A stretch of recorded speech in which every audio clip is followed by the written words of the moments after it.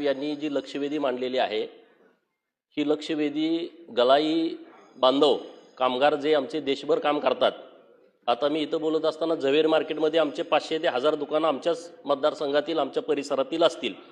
सोन्याचा भाव ठरवणारी पोरं पण याच भागातले आहेत देशभर।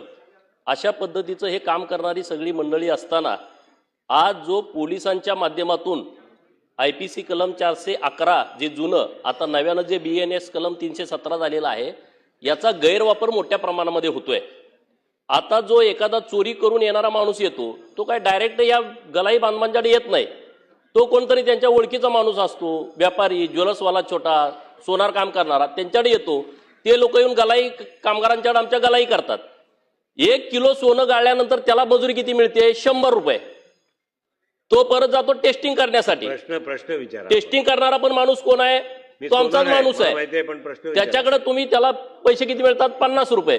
टेस्टिंग केल्याच्या नंतर माल जाऊन तो ज्वेलर्सवाल्याकडे विकतो। हे जेव्हा पोलीस पकडतात ही सगळी चेन पकडतात। 100 ग्राम सोनं जर तुम्हाला रिकव्हरी करायचं असेल, तुम्ही 1 किलो पर्यंत रिकव्हरी करताय, याला जबाबदार कोण? तुम्ही SOP तयार केली आहे, माननीय मुख्यमंत्री महोदयांचं मी अभिनंदन करतो।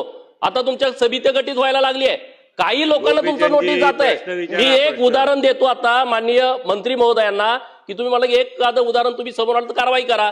मी एक उदाहरण तुमच्या समोर आणतो। प्रश्न विचारा, उदाहरण नको। नाही ना, हे उदाहरण आहे ना, त्याच्यावरतीच कारवाई होईल। कारण पुणे पोलिसांनी आमच्या ढालगाव तालुका कवठे मंकाळ मधले जे व्यापारी आहेत, ज्वेलर्सवाले, ज्योतिर्लिंग ज्वेलर्स, पोपट दबडे यांच्या दुकानात हे पोलीस आले। पोलीस आल्याच्या नंतर तुमची SOP काय आहे? पहिल्यांदा तुम्ही सगळं बघा, तिथं CCTV फुटेज चेक करा। तुम्ही प्रश्न विचारा ना गोपी। हेच प्रश्न आहे ना, हे विचारल्यानंतर प्रश्न विचारा ना। पोलीस तिथं आले, त्यांना उचलून घेऊन आले बिरोबाबानामध्ये, त्यांना म्हणले की तुम्ही आता 1 किलो रिकव्हरी द्या। अहो ते म्हणले आम्ही घेतलं नाही, आमचे CCTV फुटेज चेक करा।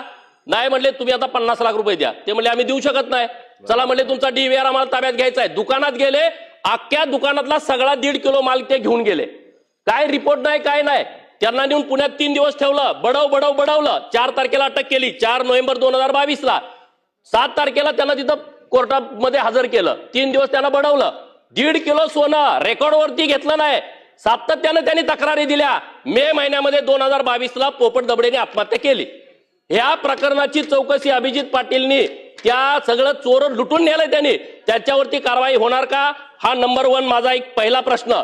दुसरा प्रश्न, आमची लोक सगळी देशभर आहेत, तिथल्या लोकांच्याकडे ते जाऊ शकत नाहीत, म्हणून आपण आपला महाराष्ट्र शासनाचा एक नोडल ऑफिसर नेमणार का की जो देशभर त्यांचा नंबर तुम्ही देशातल्या सगळ्या गलाई बांधवांना द्या, तिथं जर प्रॉब्लेम झाला तर तो नोडल ऑफिसर